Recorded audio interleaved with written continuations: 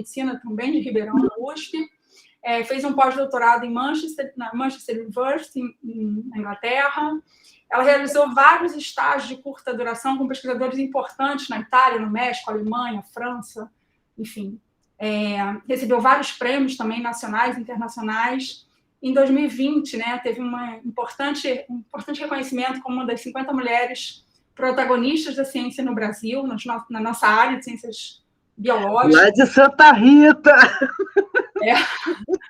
Você estava falando, eu quase falei, é dona de tudo, dona da CAPES, não só da CAPES, do CNPq, ela é membro da Academia Latino-Americana de Ciências, ela já proferiu conferências e simpósios internacionais também no Chile, Espanha, Chicago, Alemanha, México, Polônia, Áustria, enfim, em vários lugares, faz parte da IBRO e com isso ela também já ministrou cursos na África, Colômbia, Equador, além do Brasil, enfim, de nossos países vizinhos.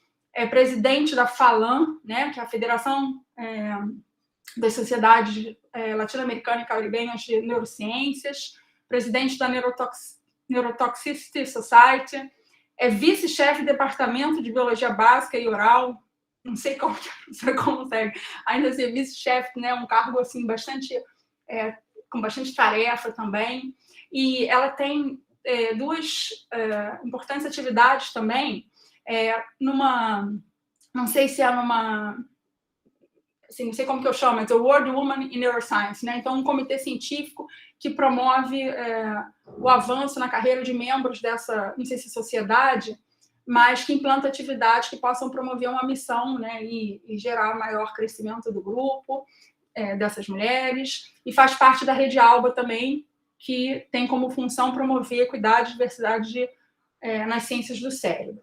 A professora ela estuda, né, de modo geral, seus estudos focam em doenças neurodegenerativas, como a doença de Parkinson, neuroinflamação, doenças neuropsiquiátricas, como a esquizofrenia, e ela avalia especialmente, né, o papel dos sistemas nitrérgicos e endocannabinoide na função sensório-motora.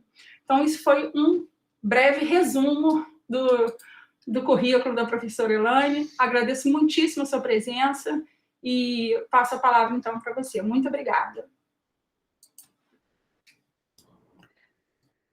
Eu é que agradeço o convite, estou muito honrada de estar aqui, e gostaria que fosse mais uma conversa. Vocês podem me interromper quando vocês quiserem, eu vou ficar muito satisfeita, e eu vou tentar fazer essa apresentação interessante, e espero que o meu objetivo é que vocês entendam e gostem dessa apresentação, tá? Então, agora eu vou tentar, né, apresentar a tela inteira, e aí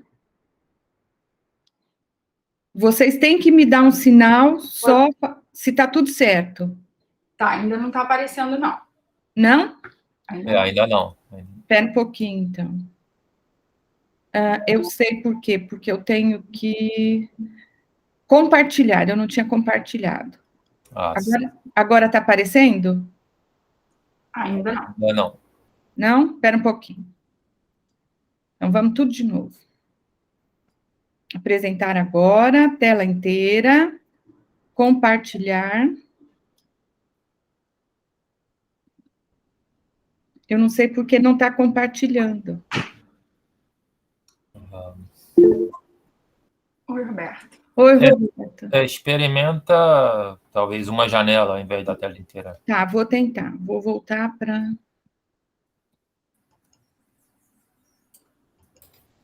Boa tarde. Oi, Roberto. Boa tarde. Como é que tá? Tudo bom? Tudo bom. Acho que agora foi. Está aparecendo? Vocês estão vendo? Agora sim? Agora foi. Tá, ótimo. Só não está ainda como... Tela cheia. Tela cheia, mas... Agora está? Não. Agora? Não. Pressiona F5, professora. Pressiona F5 que eu acho que vai. F5? Isso. Vocês estão vendo a minha tela? Sim. Só que naquele modo no modo com os slides pequenininhos na coluna lateral. Coloca o livro, pode colocar como na apresentação no próprio PowerPoint, como se fosse o livro.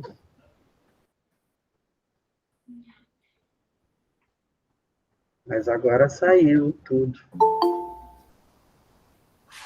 Ou experimenta o tela inteira agora, de repente, agora vai.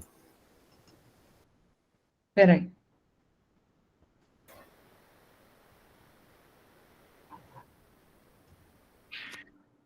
Vocês estão vendo? Sim. Sim. Aí no próprio PowerPoint, é que eu não estou vendo aqui o seu... Aqui, pois é, na sua... Aqui Elaine, ali embaixo, à esquerda. Embaixo, Do lado do Normal View. É a terceira opção. o primeiro botãozinho. Espera um pouquinho que agora eu tenho que sair, porque para mim aparece a tela inteira. Agora. Entendi. Então, agora eu venho aqui, ó, e bato na tela inteira, tá certo? Ó. Sim. Só que não está indo para a gente, né? Não está indo. Isso é que eu não sei por quê. Isso às vezes acontece. Tenta, então... Quer dizer, isso já aconteceu comigo, por exemplo, dando aula. Tenta no modo tela inteira, embora eu sei que da primeira vez não foi. Tá. Então, eu vou para a tela inteira agora. Vamos lá. É Mac? É Mac. Acontece no Mac, também acontece comigo. Então, eu diria, então, tenta só mais uma vez, na tela Vamos inteira. tentar. Se não for... Tela inteira, tá?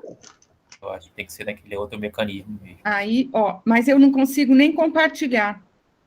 Eu não aparece aqui a... Tá bem. Agora sim, perdão. Foi burrice minha. Agora está indo? Vocês estão vendo minha tela? Sim. Sim. E agora? Agora a tela toda. Ótimo. Para dar mais emoção, né? É isso aí. Só nessa barrinha, por favor, aí, do ocultar. Por favor. Ocultar. Tá. Tá vendo? O que eu fiz agora? Não, é só você ir para o PowerPoint. Ele vai voltar para o...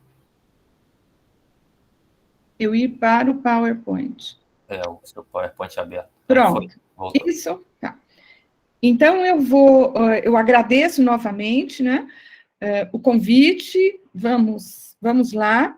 Eu vou só, como estamos entre amigos, vamos falar quem eu sou, depois eu vou falar um pouquinho para vocês sobre a preparação, né, que a gente usa animal para estudar a doença de Parkinson, alguns resultados recentes, assim, vamos dizer, nos últimos 10 anos do laboratório, e hoje eu não vou falar nem de óxido nítrico e nem de canabinoides, eu vou falar um pouquinho de antibióticos e um resultado novo que nós tivemos aqui no laboratório.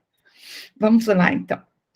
Então, quem que eu sou, né? Eu tinha escrito que eu era uma moça latino-americana, mas vamos para a música do Belchior de verdade, né? Sem parentes importantes e vinda do interior.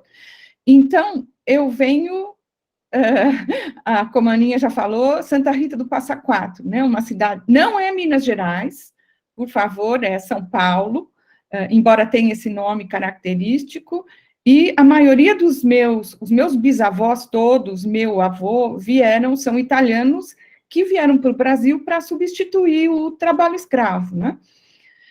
Muitos irmãos, muita confusão, e sou de uma família de 3 irmãs, tenho mais 2 irmãs, meu pai só queria um homem, mas não veio, né, então a gente tem que se virar mesmo.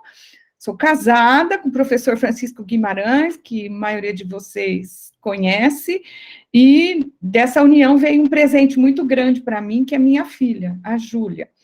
Mas, assim, vocês podem ver que eu vim do nada, tá bom? Então, se eu conseguir, saindo de Santa Rita, todo mundo tem uma chance.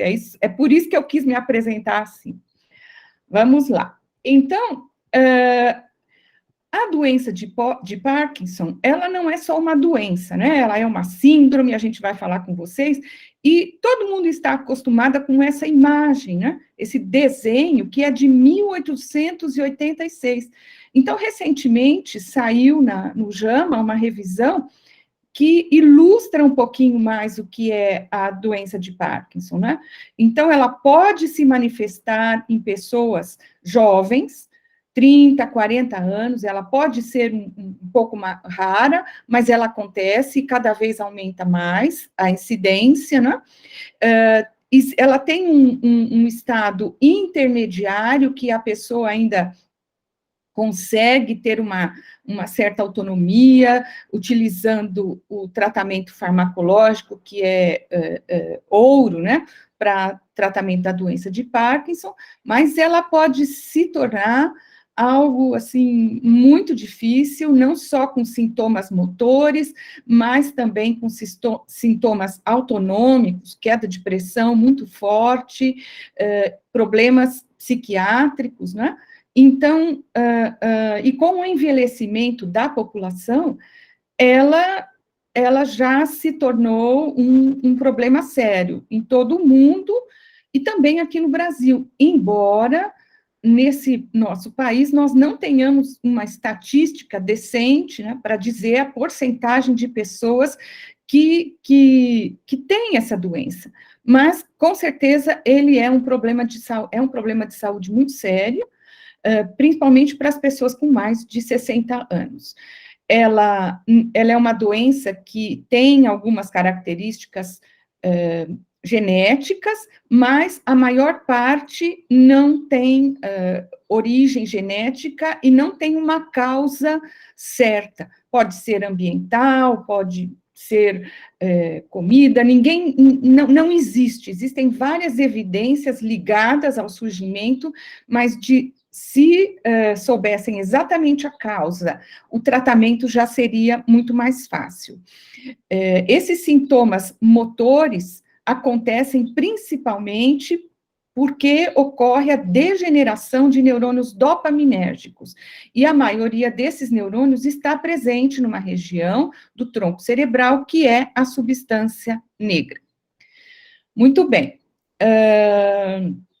Aqui, o transmissor, né, o neurotransmissor presente nos neurônios é a dopamina, nos neurônios na substância negra.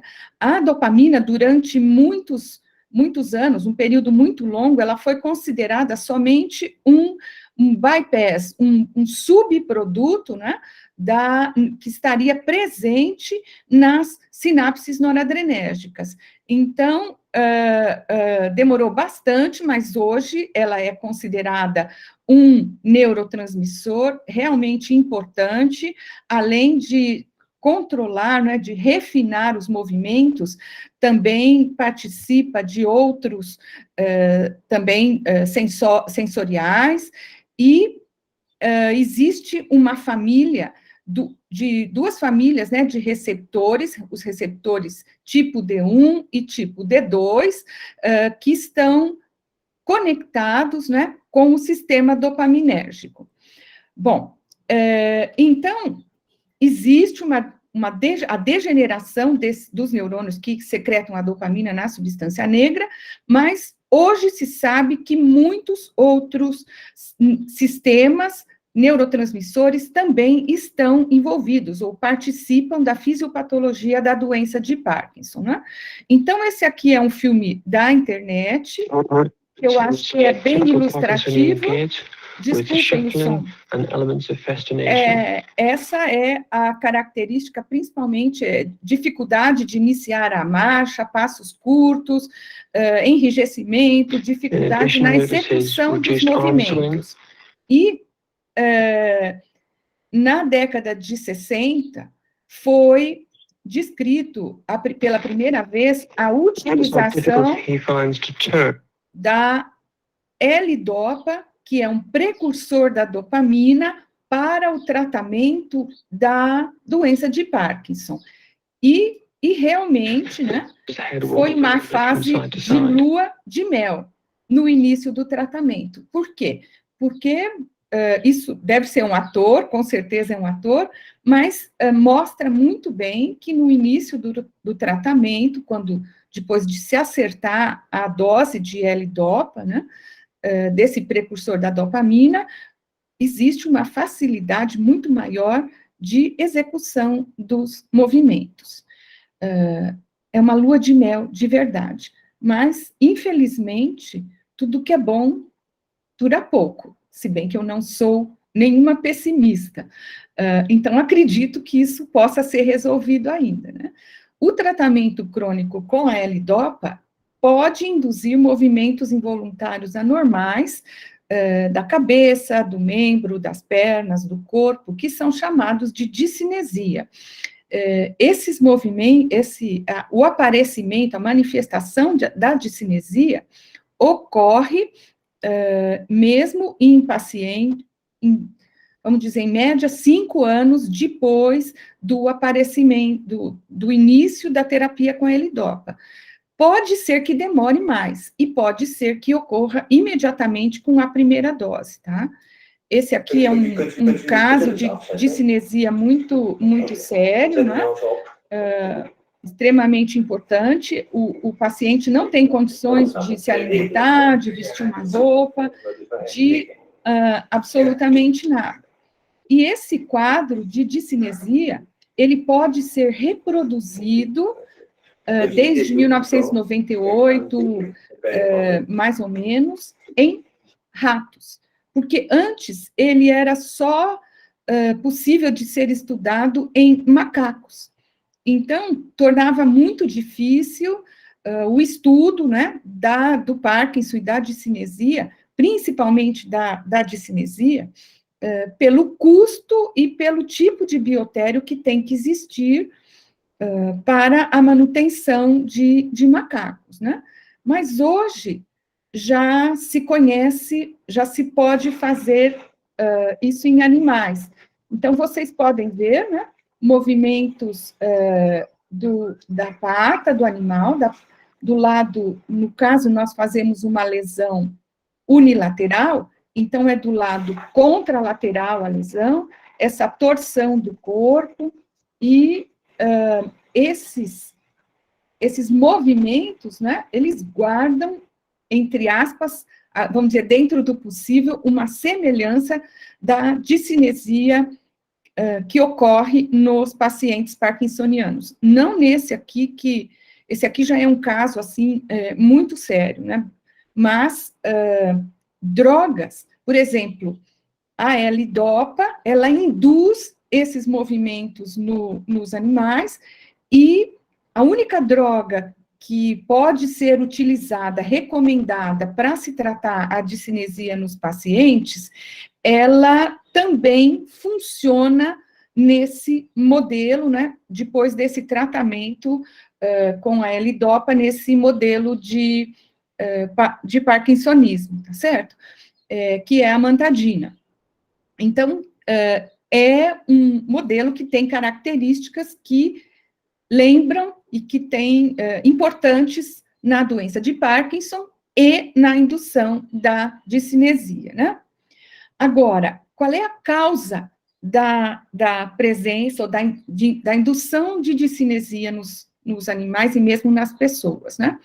Hoje se acredita que no estriado ocorra problemas na eletrofisiologia, em LTP, LTD, existe uma reorganização dos neurotransmissores, há problemas na matriz extracelular, e não somente nos terminais dopaminérgicos, mas envolve serotonina, colinérgicos, opioides, e também os endocannabinoides, né? Então, o nosso laboratório tem evidências, e isso, a nossa primeira publicação, eu já não sei mais que ano que foi, mas vai aparecer aqui, mostrando que no cérebro dos animais que tinham discinesia induzida por L-Dopa, existia uma presença, né, muito grande, aumentada, de microglia, astrocitos e eniosintase induzida, que é associada com a inflamação, assim como a enzima COX-2. A enzima COX-2 é constitutiva no sistema nervoso central. Então, o nosso modelo animal é utilizar a neurotoxina 6-hidroxidopamina, que tem muita semelhança, né, com a dopamina, então ela usa o sistema de captação da dopamina nas células. A toxina pode ser injetada nos núcleos da base, pode ser injetada no medial forebrain bundle, que conecta os neurônios presentes na substância negra e os terminais presentes aqui nos núcleos da base, né? E também pode ser injetada na substância negra, diretamente nos neurônios dopaminérgicos. Cada um desses sítios de injeção, nos animais, vão mostrar, tem diferentes características, uma lesão mais rápida, uma lesão mais lenta, uma lesão completa, uma lesão parcial. Nós utilizamos a aplicação da neurotoxina no feixe prosencefálico medial, ela se difunde até os neurônios da substância negra, e em 5 dias, os neurônios dopaminérgicos já estão em processo de degeneração, né? Como é uma lesão unilateral, nós podemos usar ou a apomorfina, que é um agonista dopaminérgico, ou a anfetamina, que vai aumentar a liberação de dopamina, e estudar o comportamento rotatório do animal, induzido com apomorfina ou com anfetamina. Isso nos vai mostrar, vai ser uma indicação de que esses animais apresentam lesão dos neurônios dopaminérgicos e dos gânglios da base. Muito bem. Então, existe um teste, né, que é o teste da caminhada, da pata, e vocês vão ver, ó, o membro ipsilateral da lesão, antes da L-dopa, tá certo? Ele tem dificuldades para mover, ele não move, não vai existir passos, né? Mas, depois do tratamento que esses animais recebem a L-dopa, ele começa, sim, a executar movimentos tipo os passos, tá certo? Então, quer dizer, nós temos o comportamento rotatório mostrando a lesão e o teste da caminhada, um teste sem nenhuma droga, que mostra a recuperação, né, depois de um tratamento, o que é extremamente importante para esse estudo. Então, eu vou mostrar para vocês, são cérebros de animais, aqui vocês vão ver o estriado, medial, caudal, e vocês podem observar, né, aqui nós temos os controles, são animais lesados que receberam salina, aqui nós vamos ter a expressão, o aumento da expressão da proteína GFAP glial ácida, que está presente nos astrócitos. Então, vocês podem ver aqui que nos animais, no estriado dos animais que apresentam a discinesia induzida por L-dopa, ocorre um grande aumento dos astrócitos, e esses astrócitos, eles têm aspecto de ativação, ou seja, um aumento do número de prolongamentos. O GFAP não mostra o corpo celular, não detecta, né, somente os prolongamentos, mas existe uma sensação de aumento, né, do corpo celular, mas ele não detecta. E aqui, nessa época, nós trabalhávamos muito com o inibidor da sintase do óxido nítrico, o inibidor da sintase do óxido nítrico neuronial, que é o 7-nitroindazol, ele é preferencial em vivo para a NOS neuronal, ele diminui a discinesia e diminui a expressão de astrócitos no estriado. Vocês podem ver que aqui a expressão, né, a presença de astrócitos é detectada principalmente sobre as ilhas de substância branca que estão no estriado. Aqui é perdido qualquer limite, né? entre os astrócitos, né? Também ocorre, como eu falei para vocês, um aumento da expressão da INOS, da sintase de óxido nítrico induzida no estriado. Vocês podem ver aqui, ó, um aumento muito grande, e o 7-nitroindazol diminuindo a discinesia também faz com que a expressão, a presença da INOS diminua, volte para é igual ao controle, né?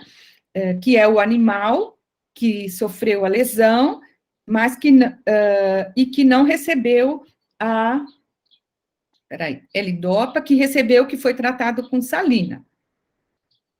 Muito bem. A INOS, ela pode ser expressada tanto nas células, na microglia, quanto nos astrócitos. Nós não fizemos uma marcação dupla, então dá para ver que são células gliais, mas não quais delas, tá certo? E também, next. Aqui vocês veem um aumento, né, e no caso aqui, da microglia. Aqui nós temos a expressão de OX, que é um gene que mostra que é expressado pela microglia, tanto no estriado quanto no globo pálido. No globo pálido, inclusive, muito maior, e uma diminuição, né, dos prolongamentos, um aumento da densidade, aqui no caso do corpo celular, da microglia, que diminui, que desaparece quando a gente trata os animais com 7-nitroindazol, o inibidor da sintase do óxido nítrico, né? Muito bem, mas não foi só isso. A enzima COX-2, ela é ligada, né, à inflamação. Então, vocês podem ver aqui que no estriado dos animais que são tratados com a L-dopa, ocorre um aumento da COX-2 em neurônios. Nós fizemos todo um trabalho de colocalização com os interneurônios estriatais, e a COX-2 colocaliza com os interneurônios colinérgicos. Esse aumento foi demonstrado no estriado, e também utilizando a técnica de Western blot, tá certo? E vocês podem ver, né, que a indução da COX-2, ela está realizada, ela é diretamente proporcional ao número de células, à discinesia, né? Aqui nós temos a soma de todos, axial, límbica, orofacial, das discinesias, e aqui somente a atividade locomotora.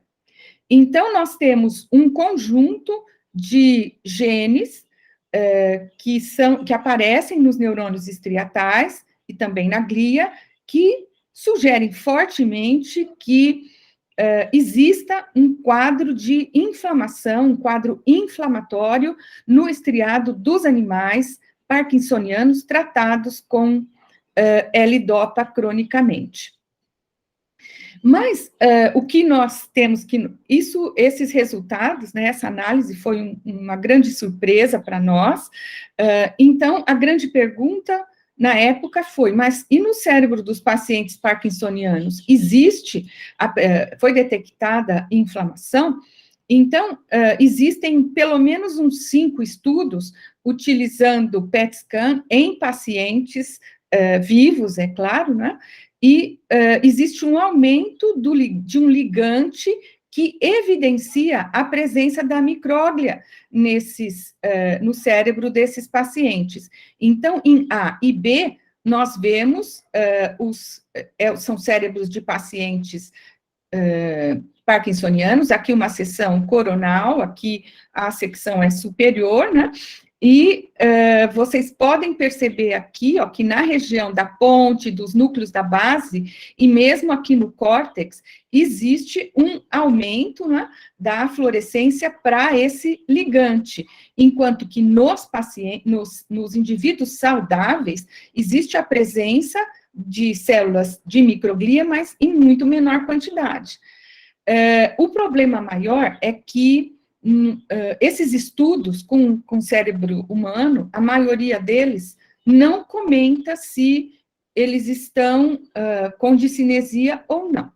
Com certeza, os pacientes estão sob tratamento com a L-Dopa ou outra, desde que essa é o preferencial, o mais suportado pelos pacientes, então, eles estão sob tratamento, mas não existe descrição se eles são discinesia ou não.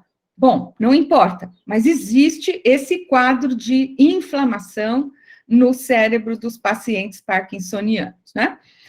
Hoje, como eu comentei com vocês, a doença de Parkinson, ela é chamada muito mais de uma síndrome, né? Um grupo de sinais e sintomas que frequentemente ocorrem juntos, né? Então, problemas, além de neurotransmissores, existe um aumento, né, da presença de agregados proteicos, no caso da doença de Parkinson, é a alfa-sinucleína, existe quadro de neuroinflamação, um transporte errado, né, estresse oxidativo, problemas na mitocôndria, o aumento de metais nesses neurônios dopaminérgicos, então, assim, são várias características, vários sinais, né, que aparecem no cérebro dos pacientes que apresentam os sintomas da doença de Parkinson. Não é uma doença, embora com os problemas motores, a gente pense que é fácil de ser diagnosticada, mas não é. É difícil e os pacientes sofrem muito antes de ter o diagnóstico. É um problema sério, né? Talvez pela falta de médicos especializados nesse diagnóstico. Então, hoje nós podemos ficar assim, os nossos resultados que mostram que existe uma neuroinflamação, no nosso caso, associado com a discinesia, mas a neuroinflamação é característica da doença de Parkinson. Não é possível, no caso de pacientes, dizer que ela é simplesmente uma consequência da doença, ou se ela pode ser consequência do tratamento. Mas também nós não podemos dizer que ela não seja consequência do tratamento, porque todos os pacientes estão sob tratamento, tá certo? Ótimo. Então, com todo esse quadro, nós já utilizávamos o 7-nitroindazol, que inibe a produção do óxido nítrico. O óxido nítrico está muito associado à inflamação, né? Existe essa inflamação no cérebro. A nossa próxima pergunta é se outros compostos poderiam ser utilizados para o tratamento do Parkinson, né? E da discinesia. E eu só trouxe o Paracelsus aqui e essa ideia dele, porque talvez quando a gente fala assim, antibiótico, né, venha imediatamente aquela imagem, né? Tolerância, problemas e não se deve usar antibiótico de forma nenhuma, né? Mas quem tem um pouquinho de farmacologia na cabeça, né? A gente sabe que qualquer droga que você use, qualquer substância química que você use, né? Se ela é estranha ao corpo, ela pode sim ser um veneno, mas dependendo da dose que vai ser utilizada, tá certo? Então, quer dizer, nós temos que tentar. as drogas que estão aí até hoje e que são utilizadas tanto para a doença quanto para a discinesia, elas têm um efeito, ela não a cura, né? E mesmo o efeito da amantadina é muito curto. E há pacientes que são muito sensíveis porque essa droga provoca alucinação. Então, é um problema de saúde pública, é um problema muito sério e é um problema com o envelhecimento da população. Então, né, eu vou mostrar para vocês por quê, mas nós nos fizemos essa pergunta, se os antibióticos podem ser utilizados para o tratamento de doenças neurodegenerativas e, no caso, a doença de Parkinson. E tudo isso aconteceu na nossa vida por causa de um acidente, né? Muito bem. Agora, somente de onde vêm essas ideias, né? De onde vem o fato de que uma substância química, né, pode, não importa se ela é altamente seletiva ou se não é, ela pode atingir uma doença ou um micro-organismo que causa uma doença e pode ser utilizada como um remédio. Isso começou em 1910, tá certo? Com Ehrlich. E os antibióticos, eles surgiram mais ou menos a partir de 1900, gente. Mas com uma definição que está aqui apresentada, né? Ele, em baixas concentrações, ele pode matar ou inibir o crescimento de micro-organismos. Eu acho que muitos de vocês concordam comigo que a descoberta dos antibióticos foi uma uma coisa marcante das maiores descobertas do século passado, né? Porque a mortalidade diminuiu muito, né? E eu vou contar para vocês uma pequena história que talvez a maioria dos farmacologistas vai conhecer, né? Mas eu quero falar para vocês sobre a descoberta do antibiótico, dos beta-lactans, das penicilinas, né? Pelo Sir Alexander Fleming, e tentar fazer um paralelo com aquilo que aconteceu na nossa vida, tá? Muito bem. Então, ele foi quem descobriu a penicilina, isso foi um acidente, né? Antes de viajar, ele deixou algumas placas de cultura ao ar livre, e quando ele voltou, ele percebeu que algumas dessas placas estavam contaminadas com fungo. Mente preparada, né? Ele não foi olhar essas placas, essas colônias de bactéria aqui dos estafilococos, chamou atenção essa colônia aqui, né, esse fungo, e onde estava o fungo não havia proliferação da bactéria, né? Muito bem. Então, o que foi que ele fez? Ele purificou, né? Isolou o organismo responsável pelo bloqueio, purificou e identificou esse micro-organismo do gênero penicillium. Ele chamou de penicilina e o resto é história realmente, né? Eu, quando vi esse desenho, eu pensei assim, quando eu vejo uma laranja com esse fungo cinza aqui, eu fico toda enojada, não fico mais, porque olhem aqui que coisa maravilhosa, né? Ele é o fungo que produz a penicilina, então, viva nós, né? Mas ele foi descoberto em 1928 e somente em 1945, né, durante a guerra e logo após o fim da Segunda Guerra Mundial, ele passou a ser distribuído publicamente. Então, uma grande descoberta que aconteceu por acaso com uma mente preparada, né? Agora, eu quero falar especificamente para vocês sobre as tetraciclinas, né? E o interesse pelas tetraciclinas surgiu com esse químico, né? Que ele era ele trabalhava demais, e ele trabalhava no isolamento de bactérias do solo, inclusive no túmulo dele tem o desenho de um cogumelo, né? Que produz a aureomicina. Tão fanático que ele era, né, pela ciência e pelo estudo desses fungos que estavam, olha que coisinha mais linda, né? Mal sabe o que está presente aqui e a coisa maravilhosa que foi. Então,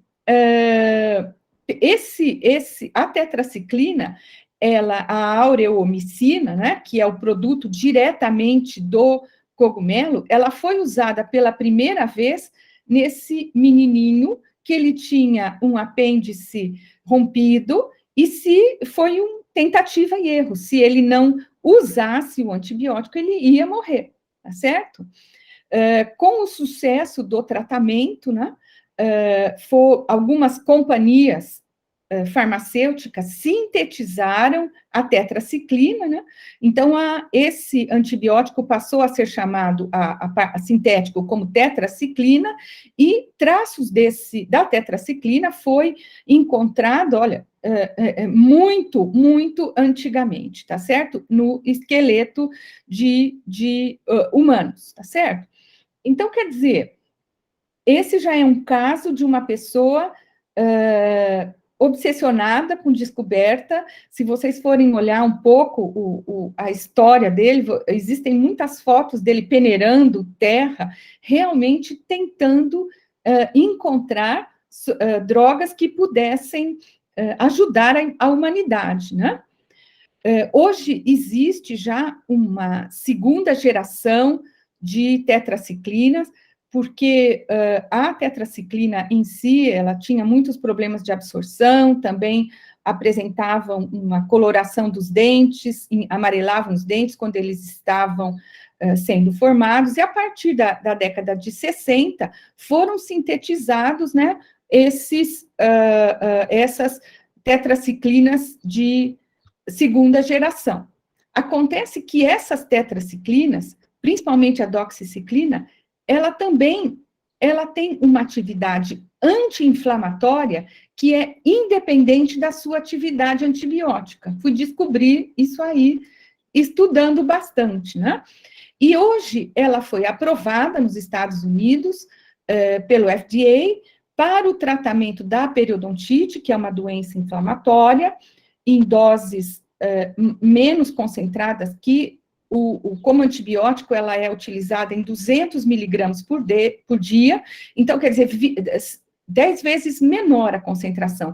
E ela também é utilizada para o tratamento da rosácea, né? Aquela dermatite que ocorre no rosto. Bom, mas o fato dela poder ser utilizada na periodontite levou a indústria farmacêutica a procurar novas fórmulas, né, que são tetraciclinas modificadas.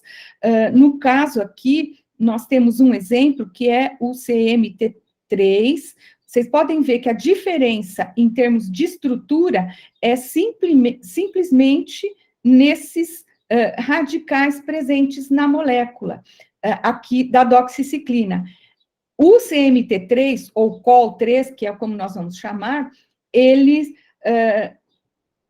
não tem, ou vamos dizer, ínfima, a gente não vai dizer não tem, é ínfima atividade como antibiótico. E ele pode substituir a doxiciclina tanto no tratamento da periodontite quanto da rosácea. Coisa boa, né? Então, já se procuram drogas, né, que possam ser utilizadas, né, que não vão ter os problemas que tem o antibiótico. Então, temos que agradecer à indústria química e aos químicos, né?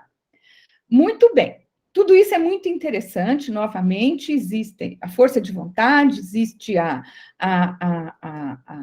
o acaso, mas o que é que isso tem a ver com o que eu quero falar para vocês sobre os antibióticos, né? Então, vamos lá. Ciência e serendipity, que é uma palavra inglesa criada por um poeta que significa um acaso, alguma coisa que ocorre ao acaso, mas que ela é muito boa, né? E, no nosso caso, é o antibiótico e a doença de Parkinson, né?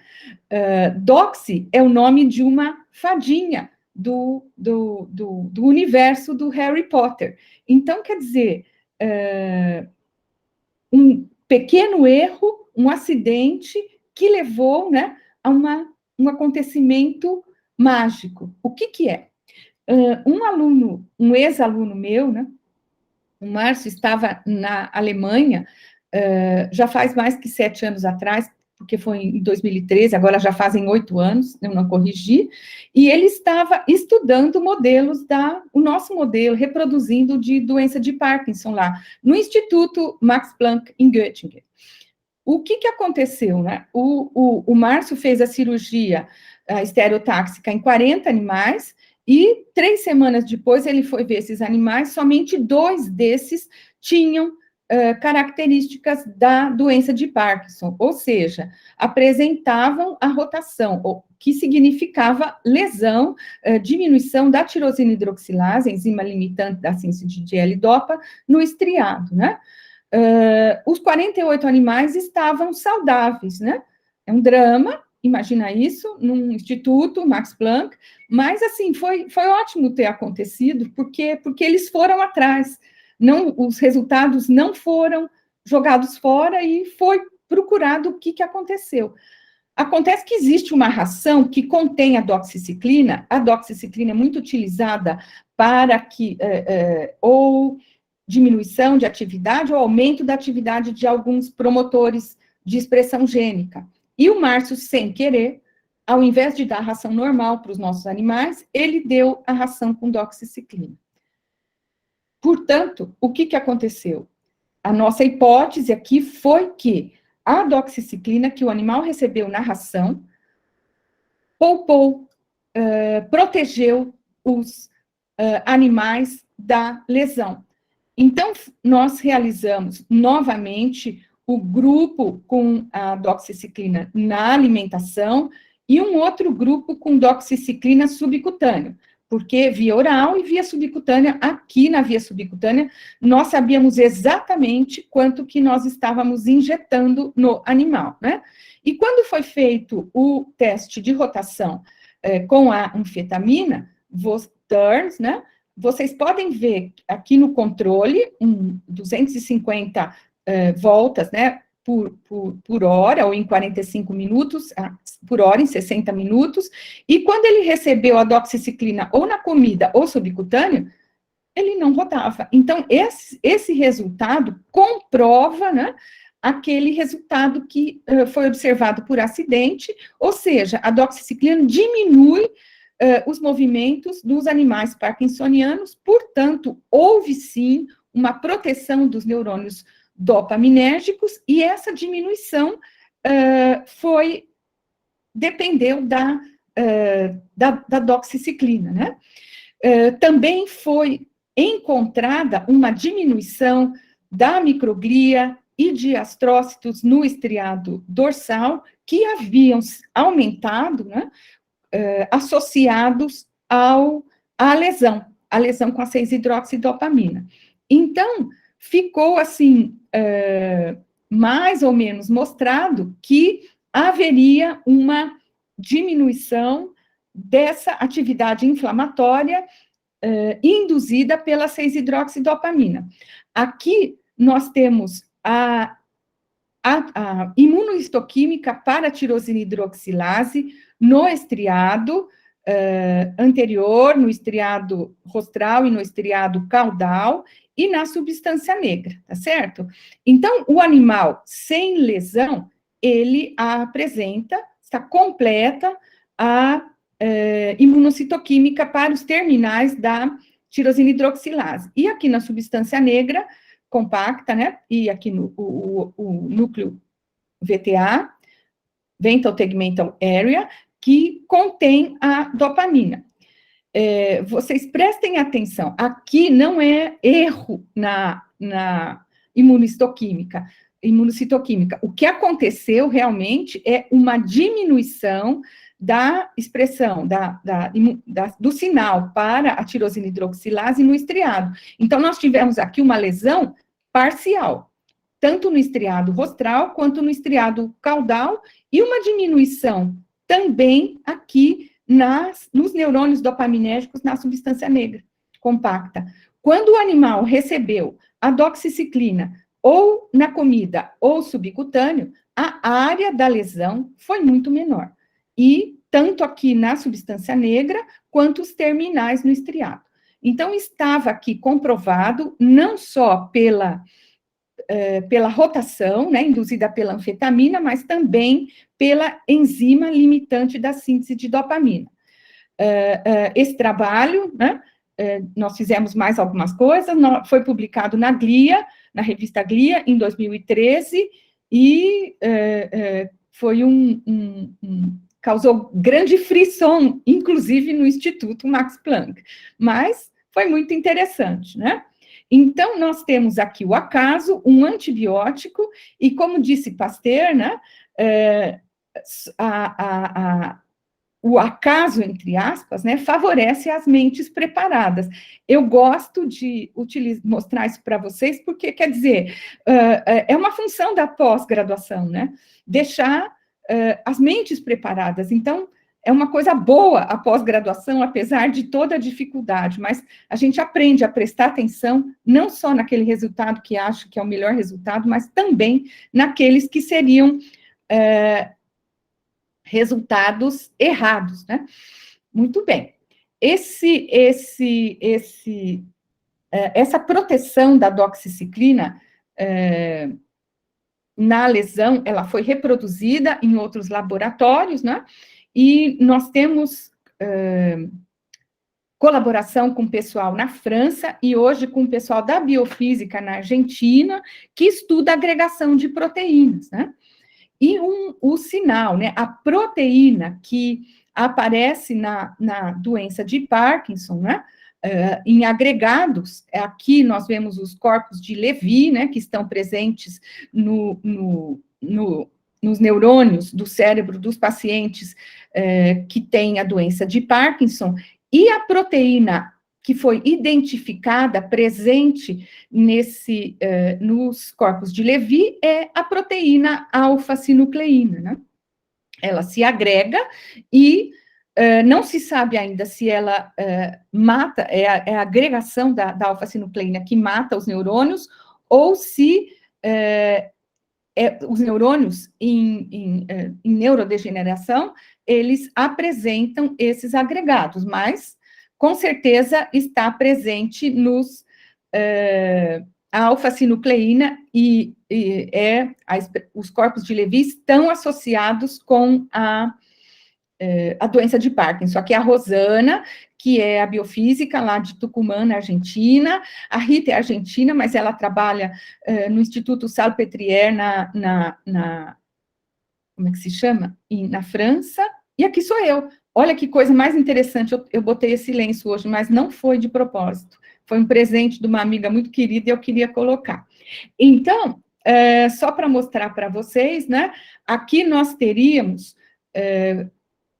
um estudo que mostra, fotografias que mostram a agregação da alfa-sinucleína, tá certo? Então, aqui estão os oligômeros, tá certo? Quando é colocado a alfa-sinucleína em presença de doxiciclina, aqui nós temos somente oligômeros, depois de 48 horas, não aparece nada. Olhe no caso de 120 horas, como é que vai acontecer o que acontece, né, com esses oligômeros? Uma agregação de verdade. E aqui, né, onde tem a doxiciclina, não. Hoje, esse grupo já estudou e, aparentemente, a doxiciclina, ela inibe a agregação, inclusive, da proteína tau presente na doença de Alzheimer, tá bom? Então, hoje eles demonstraram, né, que a alfa-sinucleína, ela se liga na espécie oligomérica da alfa-sinucleína, né, e preserva essa os monômeros, não é? E faz com que eles continuem com a sua função, não é? Então, ao invés de levar para uma via que vai agregar, a presença de doxiciclina leva para uma via, uma parte não tóxica. Então, não cresce, né, os agregados, né? Isso foi publicado, não sei quando, e isso foi, assim, extremamente, é um artigo bastante citado, né? Mas, então, vamos lá, o que é que tudo isso aí significa?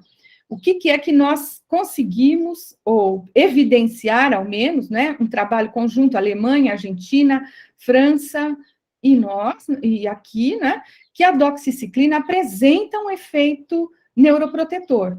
Hoje, nós já temos evidências que ela vai diminuir a expressão, né, ou a presença de micróglias, astrócitos, estresse oxidativo, agregação da alfa-sinucleína, e vocês vão ver que ela também diminui atividade de metaloproteinases, isso é característico da doxiciclina, é por isso que ela atua na periodontite, e também diminui espécies reativas de oxigênio. Qual é o mecanismo de ação da doxiciclina no caso da lesão dos neurônios? Nós ainda não sabemos, né? Mas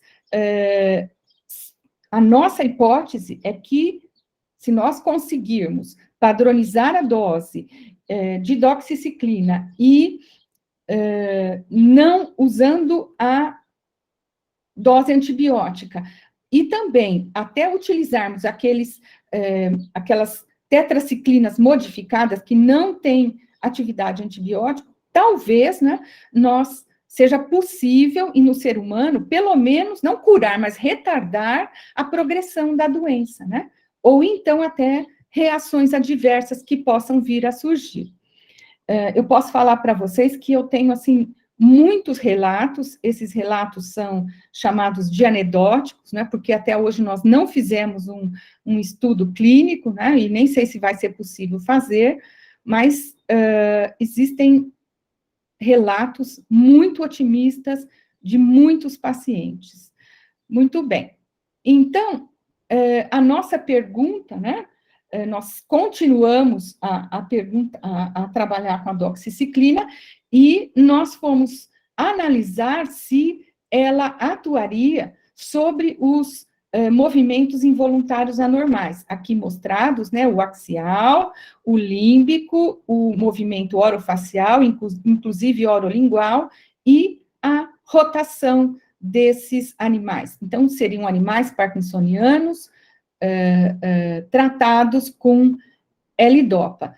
E isso foi feito, a nossa hipótese era porque nós acreditamos ainda, né, que a atividade anti-inflamatória da doxiciclina e não a atividade antibiótica pode restaurar, né, pode melhorar a discinesia. E nós fomos realmente estudar o efeito da doxiciclina sobre a discinesia.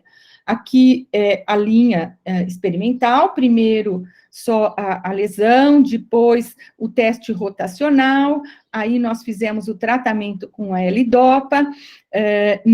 Esse caso aqui foi feito primeiro o tratamento com a L-Dopa e depois nós fizemos a aplicação da doxiciclina. Então, vocês podem ver, ó, o tratamento, aqui nós temos a discinesia e dias de tratamento. Por 14 dias, esses animais parkinsonianos receberam a L-Dopa e eles apresentavam níveis altos de discinesia e com uma aplicação somente, né, da doxiciclina, caiu. Aqui vocês veem, esses movimentos involuntários anormais são medidos durante 180 minutos, né? E está aqui mostrado esse efeito. O que é mais importante, aqui nós temos o stepping test, aquele que eu mostrei para vocês, os animais aqui, ó, que tiveram a lesão, L-Dopa e a doxiciclina, eles não mostraram prejuízo no efeito positivo da L-Dopa, porque a L-Dopa, lembra, melhora os passos do animal. Então, não houve aqui prejuízo do bom efeito da L-Dopa. E isso também nós mostramos no campo aberto.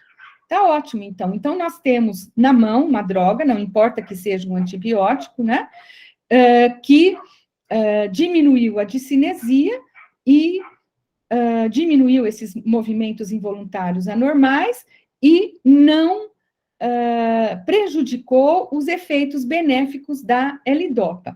Então, vocês podem ver, nós fomos estudar a expressão da proteína FOS, que é muito alta no estriado, na discinesia, diminuiu com a doxi, quer dizer, diminuiu a discinesia, diminuiu a expressão de FOS, diminuiu a COX-2 no estriado, diminuiu a expressão de GFAP, que a gente acredita presente nos astrócitos, e diminuiu a expressão, né, a presença da microglia ativada.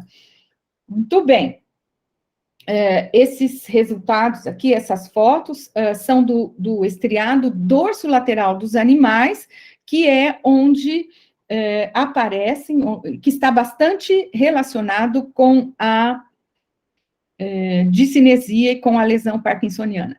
Nesse estudo aqui, o animal, desde o primeiro dia que ele recebeu a L-Dopa, o animal parkinsoniano, ele recebeu doxiciclina. Então, vocês podem perceber que aqui é o animal parkinsoniano com a L-Dopa, e aqui parkinsoniano com a L-Dopa e doxiciclina. Ele não desenvolveu. Então, a doxiciclina, ela modulou a discinesia que já estava se manifestando, mas ela impediu o desenvolvimento. E aqui nós temos uma medida histoquímica de radicais, né? E vocês podem ver alta nos animais com a discinesia, diminui nos animais com L-Dopa. Aqui nós temos uma reação que se chama, não vou me lembrar, não é zigometria, daqui a pouco vem, que mede, que é uma relação de imunofluorescência para as metaloproteinases, no caso aqui a metaloproteinase número 5, zimografia, pronto, e ela é presente no estriado, aumentada nos animais parkinsonianos, aqui vocês veem o ROS aumentado, né, e quando diminui a discinesia, quando há bloqueio da discinesia, ocorre uma diminuição, tanto dos radicais, quanto das metaloproteinases. Então, nós andamos um pouco com relação ao mecanismo, esses resultados são bastante novos, não havia nenhuma descrição, tanto dos ROS, quanto das metaloproteinases na discinesia, né? E nós também utilizamos o COL3, que, como eu falei para vocês, não tem o derivativo, que não tem atividade como antibiótico, né? Só que aqui nós fizemos uma aplicação intracérebro ventricular. E aqui vocês podem ver que a concentração de 100 nanomols, aplicada, agora eu já não sei se foi no ventrículo, não, no estriado, e diminuiu a discinesia. Não foi tão potente quanto, tão efetivo quanto a doxi, mas diminuiu bastante. Nós estávamos com muito baixo de verbas, por isso que a gente fez a aplicação no ventrículo, no estriado, perdão, porque a nossa ideia era tentar fazer essa aplicação até periférica, porque nos pacientes ela é feita periférica, mas o preço era, e nós trabalhávamos com rato, né? Esses ratos estavam muito grandes, eles viram coelhos, né? No final do tratamento. Então, talvez, né, a gente tenha alguma coisa que possa ter um significado translacional. A doxiciclina, ela é a tetraciclina, em geral, e a doxiciclina, ela é muitas atividades, é uma droga que tem muitos alvos, né? Então, agregação, gliose, metaloproteinase, o ROS, ela pode diminuir fatores inflamatórios, né? E inibir aqui, né, a morte neuronal. Então, talvez essa seja uma vantagem terapêutica, o fato dela ter múltiplos mecanismos. Por quê? Porque nós temos uma síndrome aqui. E é muito difícil pensar que uma droga somente, com um mecanismo somente, será capaz de tratar a discinesia induzida por helidopa.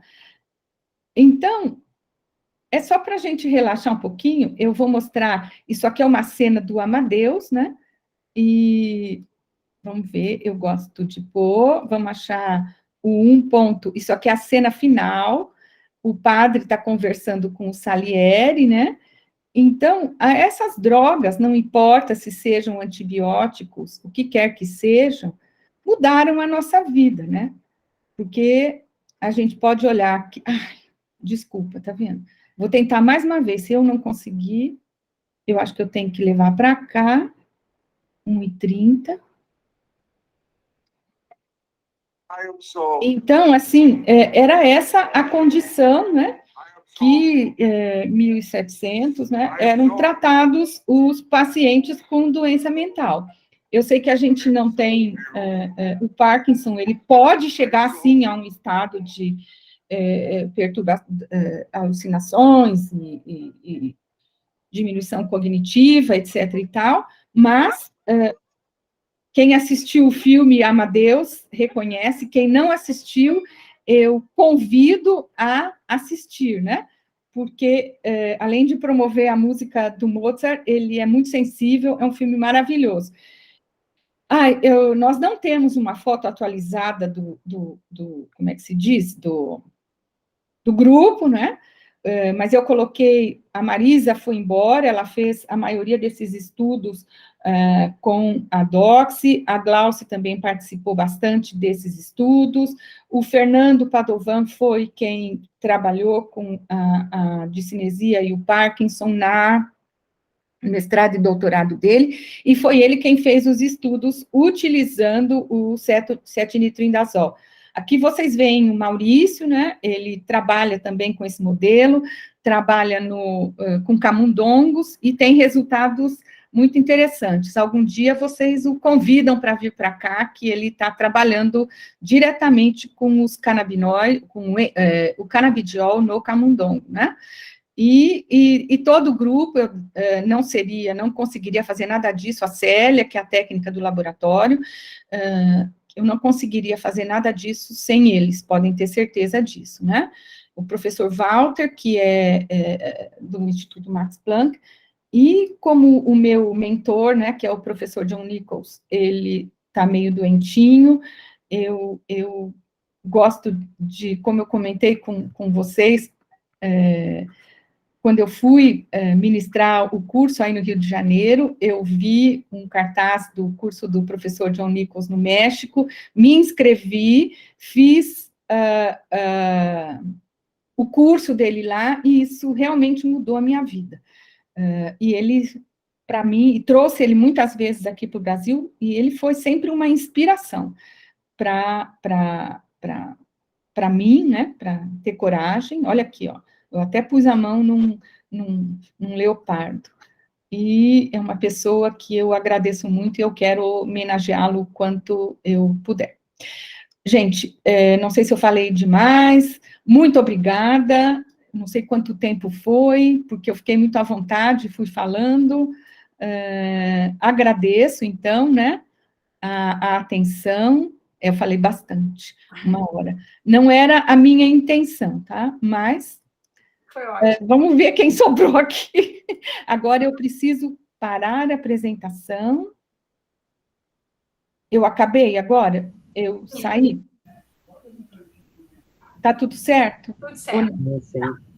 Ótimo. Bom, muito obrigada, professora. Obrigada a vocês pela atenção.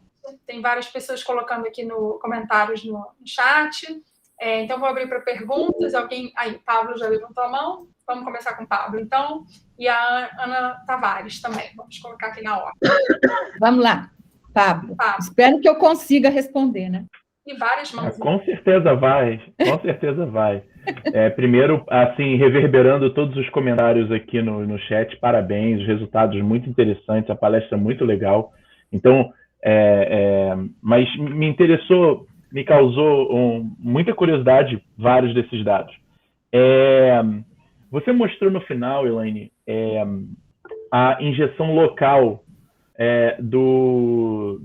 da tetraciclina modificada, né, na Col3, né?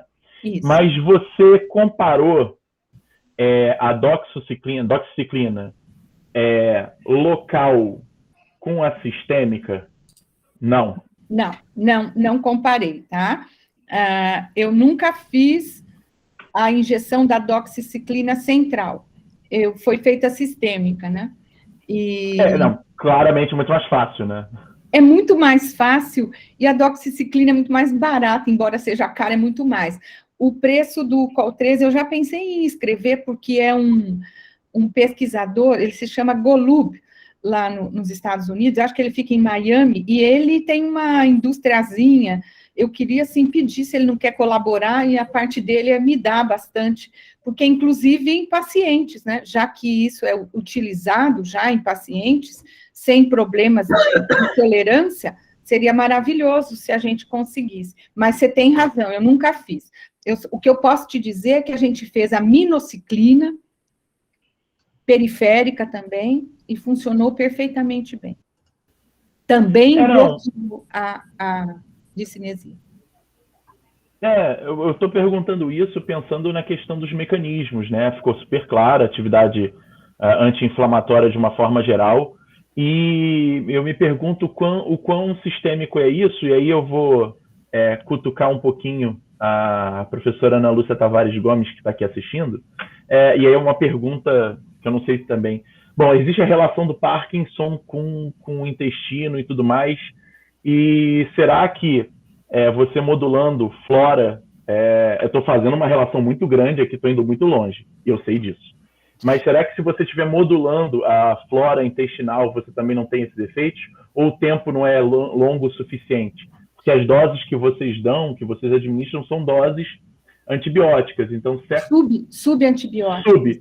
Não tem, então, não tem efeitos na flora, supostamente. Eu não posso jurar que não tem, mas eu sei que, por exemplo, o tratamento crônico da rosácea e o tratamento da periodontite em humanos, ele é um tratamento muito longo. E, na época que eu fui escrever o trabalho, assim, não existe uma descrição de um prejuízo muito grande, ou grande, assim, para não dizer que não existe, né, da flora gastrointestinal com essa concentração que a gente utilizou, tá certo? Mas, assim, eu não mostrei isso nos meus animais. Agora, eu sei que pode parecer estranho, mas você viu que uma dose simplesmente de doxiciclina já faz cair a discinesia. É estranho? Mas aconteceu. Se você continua dando por 5 dias, depois que aparece a discinesia, ela continua baixando. E se você para de dar a doxiciclina, a discinesia volta. Então, assim, não sei ainda o que acontece ali, a gente tem vários estudos que estão sendo realizados com cultura de célula para entender um pouco mais o mecanismo, tá? Mas até agora funcionou bastante. Então, não vou dizer que não tem efeito sobre a flora gastrointestinal, mas também na nossa condição parece que não. E sem querer monopolizar, uma última pergunta, vocês olharam alguma coisa para, de alguma forma, a entrada de outras células do sistema imunológico? Então, neutrófilos, linfócitos, após o modelo de vocês? Se tem alguma questão de modulação de barreira? Então, isso aí, tinha uma moça em bolsa, etc. e tal, para fazer essa análise, né, de barreira hematoencefálica nos animais, e 3 anos de bolsa, assim, praticamente perdidos, muito por causa dessa pandemia, né? Então, haviam muitos planos, mas o projeto não foi muito para frente, não. Então, nós vamos ter que retomar, e é uma coisa importante, a gente tem que ver. existem, sim, descrições de que tanto em animais quanto nos pacientes tem prejuízo da barreira hematoencefálica nos pacientes, tá certo? E a gente gostaria de ver o que está acontecendo aí, mas nós não conseguimos ainda. Sinto muito. Ah, legal. Fico te Obrigado, devendo. Elaine, excelente. Não, excelente, os dados são excelentes. Vai gerar muita discussão, muitas perguntas mesmo. Obrigado. Nada. Então, deixa eu passar aqui para a próxima. A Ana Tavares também quer perguntar, Elizabeth. Adiante. E eu, Paulinho? E você, Ana Ventura? E tem outros comentários aqui no chat também, mas vamos lá, Aninha. Oi, Eliane. Oi. Muito Oi. obrigada pela sua apresentação. Nossa, foi um prazer conhecer parte dos seus dados. Eu sou a outra Ana. Quando eu entrei na sala, você falou, Ana Lúcia. Eu já levei um susto achando que era comigo, era com a Ana. Somos as duas Ana Lúcias lá do departamento. Eu trabalho com o modelo de 6-hidroxi olhando para o intestino, para o cólon. A gente tem olhado para o sistema nervoso entérico. E aí, não teve como eu não pensar, né, vendo sua apresentação, em vários momentos. No início, quando você mostrou o tratamento crônico com a L-Dopa e a discinesia, e eu fiquei pensando, já sabe alguma coisa dos efeitos, né, a nível de trato gastrointestinal que a L-Dopa pode causar. Fiquei pensando quando você trouxe os resultados da doxiciclina, e aí eu tive uma pergunta que você já respondeu quando falou com o Pablo, se era transitório ou se sustentava o efeito da única injeção lá da dox, você já falou que é transitório, né? E eu fiquei curiosa de saber se você ou algum desses grupos com o qual você forma essa rede volta o olhar para algum outro núcleo que esteja associado com o sintoma não motor desses animais, como, por exemplo, o intestino, envolvido na lentidão do trato gastrointestinal, na constipação. Eu fiquei bem curiosa assim, para saber, principalmente porque o intestino ele é um órgão imune, né? Assim, grande parte da resposta imune está ali no intestino, 70% das células imunes do corpo estão ali nessa primeira linha de defesa. E sem falar dessa questão de que a doxiciclina não está numa dose antibiótica, mas estaria como um agente anti-inflamatório, né? E a literatura atualmente traz muito o intestino sendo importante via sistema nervoso entérico, nessa comunicação do eixo gut-brain, né?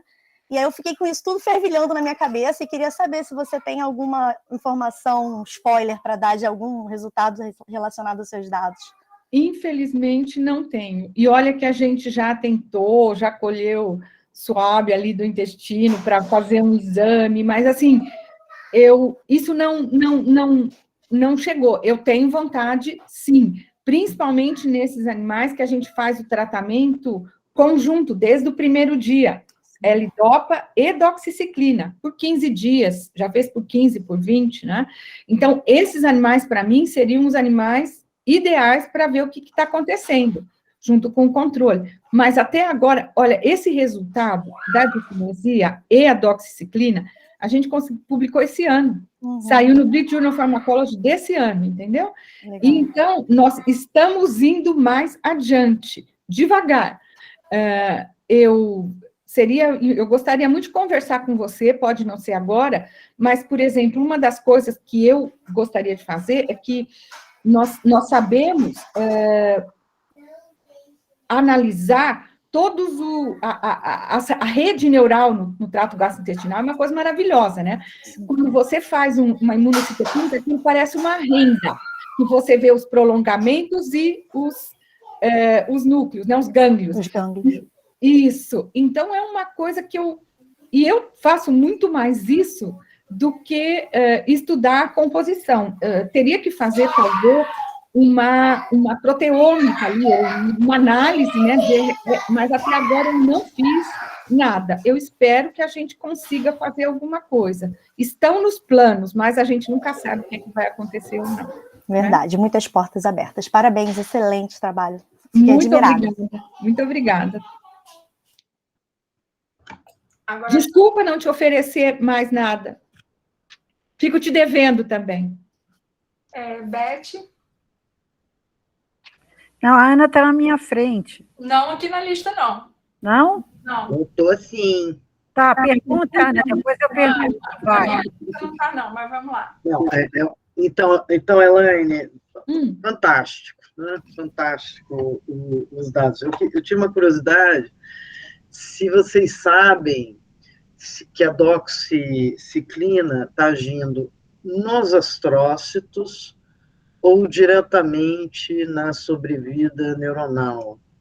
Se você tem, o que você acha? Se vocês mostraram qual é o mecanismo que ela está diminuindo o GFAP, COX, etc. Mas você sabe exatamente onde? Então, ó, são 2 momentos, né? Quando a gente fez aquele primeiro estudo acidental, nós vimos que os neurônios eram poupados da ação da 6-hidroxidopamina, tá certo? Então, é claro que a 6-hidroxidopamina, quando ela é injetada, ela vai até o neurônio, vai ocorrer, ela vai ser captada, mas na substância negra, imediatamente ocorre expressão de microglia, de astrócito, etc. e tal, ocorre uma reação inflamatória. Então, ali, no caso da lesão, pode ser, sim, e ela diminui citocinas, não só as células, tem vários transmissores, assim, que estão relacionados com a reação inflamatória.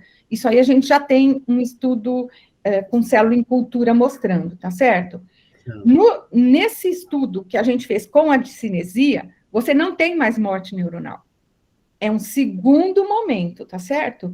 Os neurônios que tinham que morrer, eles já morreram todos. Então deixa eu dar uma coisa, porque a gente tem evidência que, por exemplo, a L-Dopa, como ela é muito hidrossolúvel, ela pode entrar em glia, né? Ela pode entrar na glia e ela pode, inclusive, ser liberada, enfim, né? Então tem umas evidências de que a própria L-Dopa, quer dizer, será que a doxiciclina mexeria com isso? Porque qual seria o efeito dela na própria discinesia, né, da L-Dopa, né? Vamos dizer, é o que eu estava pensando, se tem alguma coisa por aí. Se ela bloqueia, se ela modula... A L-Dopa, talvez Você sabe que nós fizemos um estudo com doxiciclina, estudando, fazendo uma dosagem de dopamina e metabólitos e uma dosagem de serotonina e metabólitos, tá certo? Então, a gente tem o animal parkinsoniano, o animal com discinesia e o animal com doxiciclina sem discinesia. Eu não tenho ainda esses resultados. E tudo foi analisado no estriado e na substância negra. Já tem, mas assim, está precisando processar, fazer gráfico para olhar. Eu vou poder te dizer se a doxi vai, vamos dizer, aumentar a L-Dopa local ou não. O melhor seria fazer por microdiálise, mas a gente não fez, foi pegar a estrutura, homogeneizar, era o que eu poderia fazer lá, né? Mas, assim... e também já existe na literatura, eu não sei se isso é resultado seu, se vocês fazem isso, que a L-Dopa, ela pode sim ser armazenada, entre aspas, né? Entrar nos astrócitos e talvez eles cuidarem. Eu não conheço isso muito a fundo, tá, Ana Lúcia? Não conheço. Mas eu acho, assim, uma coisa sensacional. Vocês fazem isso aqui, dosam isso aqui? Eu acho que quem dosa é a Regina Kurbrusli, né, que eu acho que está por aí. Ela estava, sim, mas assim... Não, eu estou aqui, sim. Bom, mas eu faço muita colaboração com o Alex Manhães também, que está aqui na casa. Que coisa boa. Eu tenho dosado muito com ele lá, Elaine. Uma pergunta bem rapidinho. Pode. Isso afeta a canabinoides? Afeta. A amantadina e principalmente a amantadina. Nós já dosamos por espectrofotometria de massa, está muito lindo, e temos já o efeito da doxiciclina, mas assim, eu não vou saber decor. Tudo isso são resultados... Aumenta, diminui, faz o quê? Qualquer coisa que eu falar vai ser uma bobagem, entendeu? Tá bom. Mas eu sei que quando de verdade, eu não guardei, eu tenho, assim, vagas lembranças, não tenho mais neurônios, meus, a maioria que é inibitória, mas quando eu mostrei pro Chico, né, esse resultado, porque canabinoide aqui, ele é o dono, né, eu só sou a vassala, ele fala assim, mas combina com isso, com aquilo, então são resultados que falam com alguma coisa que ele tem. Eu até te mando isso daí para você ver, mas que mexe, tá? Com a amantadina, com 2 AG e com a anandamida, tá bom? Logo eu te conto, tá bom? Lindo, um beijo. Outro bem. Beth, baixou a mão? Não, ela baixa sozinha. Tá. Eu queria perguntar o seguinte, você comparou o efeito da DOX com outros anti-inflamatórios, que não com esse perfil antibiótico-like, para ver se você teria um efeito parecido? Olha, o Maurício tentou, quando nós tivemos esse resultado com a COX-2, ele tentou fazer com o inibidor da COX-2, um anti-inflamatório inibidor da COX-2. Não confio, nós não confiamos nos resultados, sabe? Existe, sim, na literatura, evidências de que parkinsonianos, fazendo uso de anti-inflamatório não esteroidal, ele realmente diminui a incidência, mas, assim, é muito variado esse resultado, tá certo? Mas existe uma publicação que eles utilizaram, trataram os animais com corticoide, e o corticoide baixou bastante a discinesia. Claro que mediram interleucinas, então, assim, não é só isso, mas, com certeza, a diminuição de interleucinas e da inflamação, porque o corticoide ali estava agindo como um anti-inflamatório, modula a discinesia, sim, tá? Isso aí existem outras publicações. Que eu tenha usado, eu não foi para essa tentativa lá e a gente não foi para adiante, tá certo? Agora, o canabidiol, por exemplo, também ele tem um efeito anti-inflamatório, né? Então, o 7-nitroindazol e o NO, que era todo o nosso resultado anterior, né? Inclusive, existem, não é do nosso laboratório, de outro laboratório, que eles usaram o inibidor da INOS, que também diminuiu a discinesia. Então, assim, eu deveria sentar e escrever uma revisão sobre isso, né? Porque já existem vários pedaços, né, que mostram evidência, assim, embora no ser humano o resultado seja variável, né? Tá? E só rapidinho, mais uma pergunta. Se você fizer o tratamento conjunto, né, com a DOX e com a L-Dopa, será que você consegue diminuir a concentração de L-Dopa e ter o mesmo efeito, para diminuir um pouquinho os efeitos não desejáveis dela? Será que essa associação não proporcionaria uma queda na concentração da L-Dopa para ser efetiva? Essa é a nossa hipótese, entendeu? Que não seria uma cura, né? Mas faria com que pudesse se utilizar uma dose muito menor de L-Dopa e poupando, né? Fazendo com que não fossem efeitos tão ruins para o diminuição da entrada e acúmulo de dopa nos próximos. A L-Dopa é realmente um problema, né? Porque, assim, os nossos primeiros estudos, os estudos feitos lá do 7Ni, nós éramos mais pobres, então a gente comprava a L-Dopa na farmácia, dissolvia, e os animais recebiam tudo por gavagem, tá?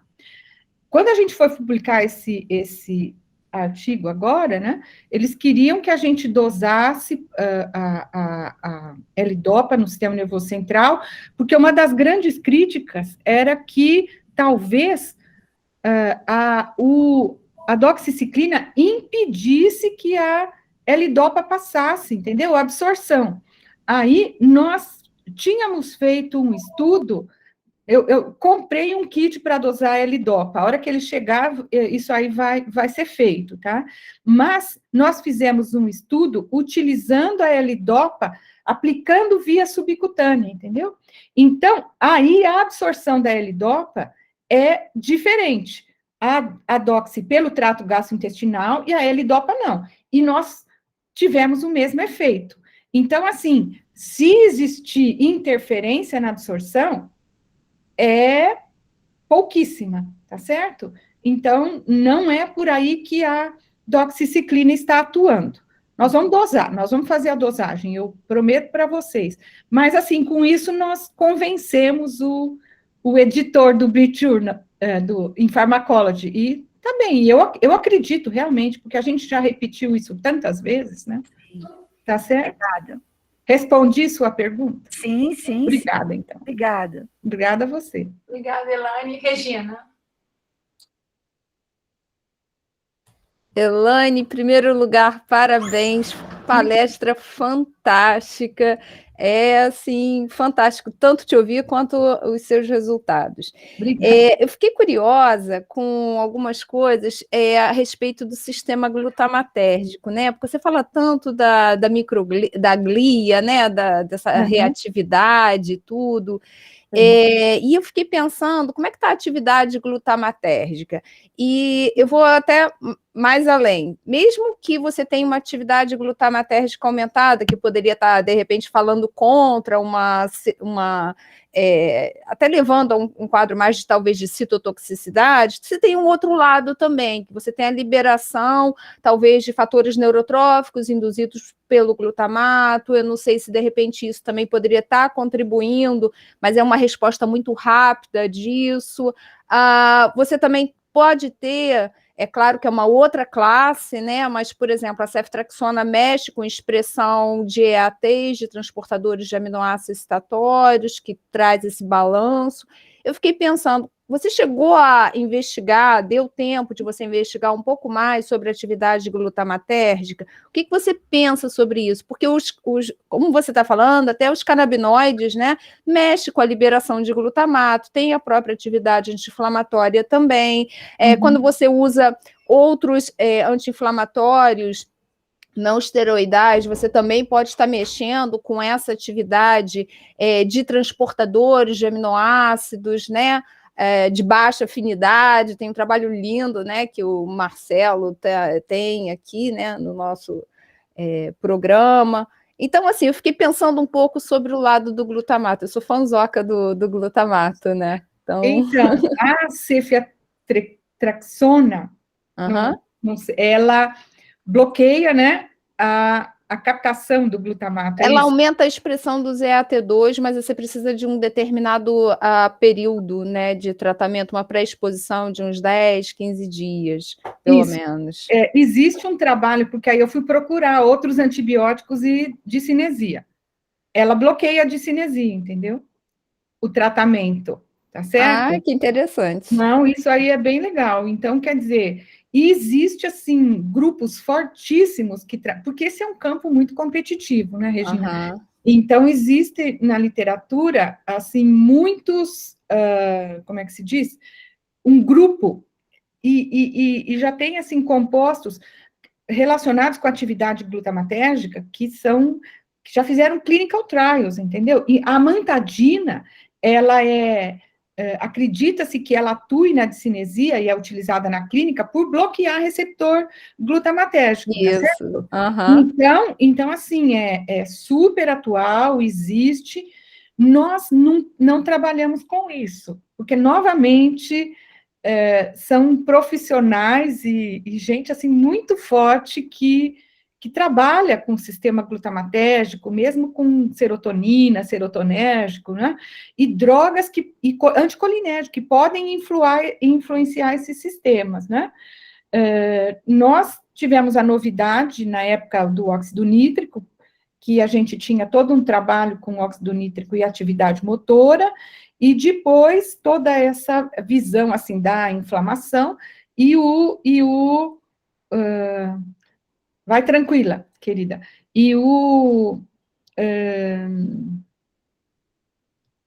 Mas, assim, nós, particularmente, no laboratório, nós nunca testamos. O Maurício fez alguns estudos com célula em cultura. Se ele quiser responder, ele está aqui, eu fico feliz da vida. E ele utiliza, mas não mexeu com doxiciclina, entendeu? Foi efeito da L-DOPA. Oi? Posso falar? Por favor, fale. Boa tarde, a Regina todo vai mundo, gostar. tudo bom?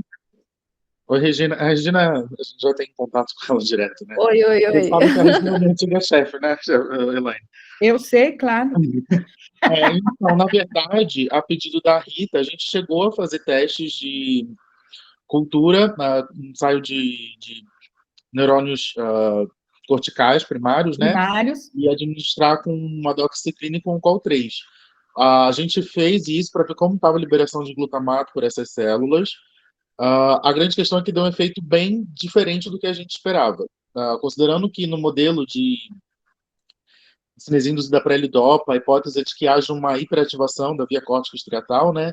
Então, existe um aumento da liberação de glutamato. A gente estava esperando que a doxiciclina fosse reduzir a liberação de glutamato por essas células. O que a gente encontrou foi o oposto. A gente encontrou que existe um aumento da liberação de glutamato por esse tipo de células, mas, mais uma vez, um modelo de cultura, né? Um modelo de cultura primária, não era um modelo que representava a doença de Parkinson nem a cinesia induzida para L-DOPA. Eram neurônios considerados, entre aspas, saudáveis, né? Então, a gente aí não pôde ir muito longe nessa discussão. Mas o que a gente encontrou, assim, de resultado preliminar foi que havia um aumento de liberação de glutamato por essas células. Pois é, um mistério, né? Mas eu não, assim, não quero monopolizar, não, mas eu não vejo isso como uma resposta muito antagônica, não, porque você pode ter outros fatores sendo liberados ali pelo glutamato mesmo, né?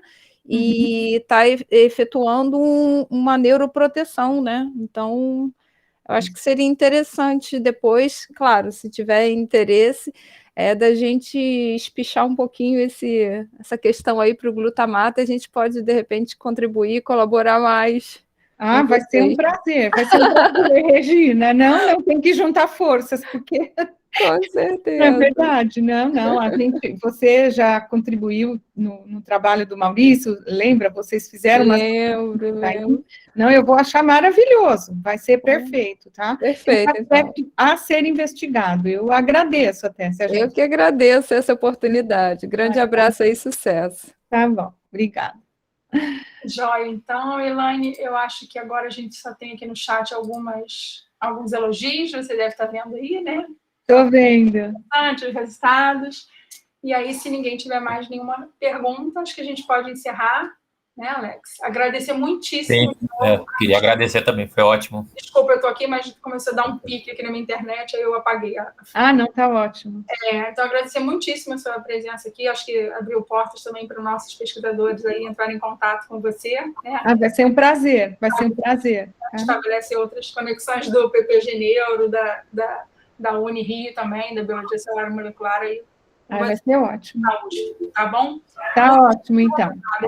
E já sabe, quarta-feira nós temos nossos seminários, quando vocês quiserem. Tá bom? Tá bom. Vou Obrigado, Elaine. fazer meus alunos verem, porque eu gosto muito de tudo que vocês fazem aí. Tá bom, muito obrigada, gente, pelo convite, tá? Obrigada. Até a próxima. Até bem, tchau. Boa tarde, tchau. Tchau, gente.